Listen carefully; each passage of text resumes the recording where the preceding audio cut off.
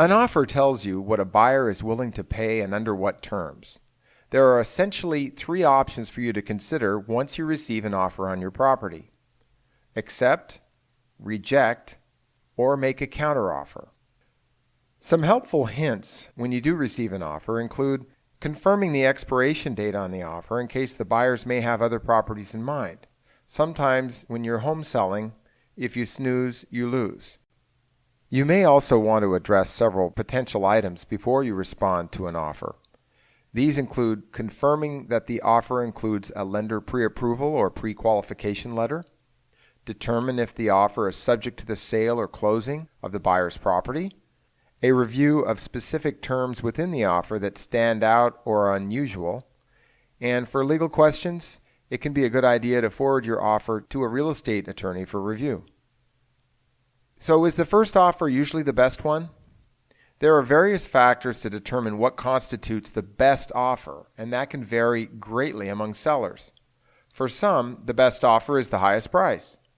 To others, the best offer will involve price, but also include factors frequently important to sellers, like how fast the sale can close, or if there is no expectation that repairs will be requested.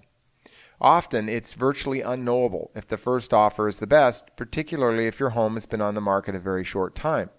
While first offers frequently are the best, sometimes first offers are simply coming from faster moving buyers who are highly motivated, and that's not necessarily a bad thing. But it's entirely possible that a second, third, or even fourth offer, if it does come in, may be from more qualified buyers or from those willing to pay a higher price under more generous terms. So how can this be so? Well, it's helpful to know that during the property search phase, many home buyers take vacations or have other obligations. And the realtors of these buyers are similarly busy. So it's not uncommon for home buyers on the hunt to be unaware for the first week after your property hits the market. In the meanwhile, other buyers who aren't on vacation for the moment or don't have a sick child or other obligations that might take them off the house hunt may be looking precisely when your home is placed for sale. This means that if the average market time is, say, a month, it's helpful to realize that if you get an offer the first week, you are likely priced fairly close to the market.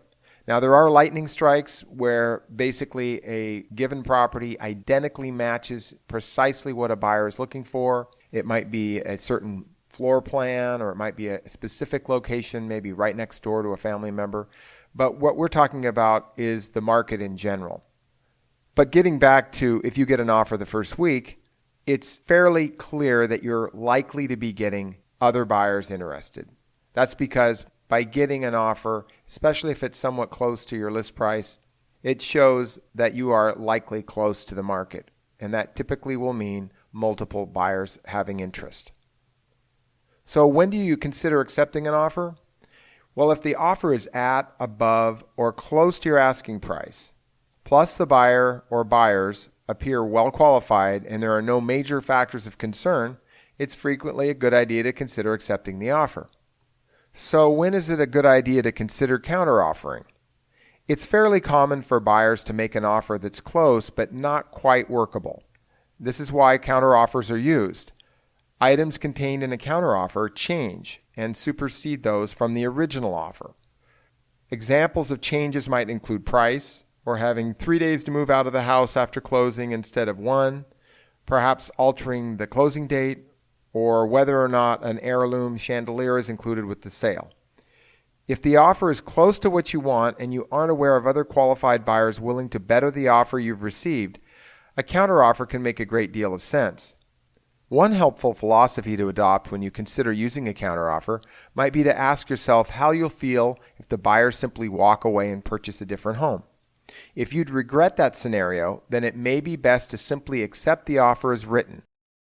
However, if there is something in the offer you seriously need changed and you won't second guess yourself afterward, that's often a clue to make a counteroffer.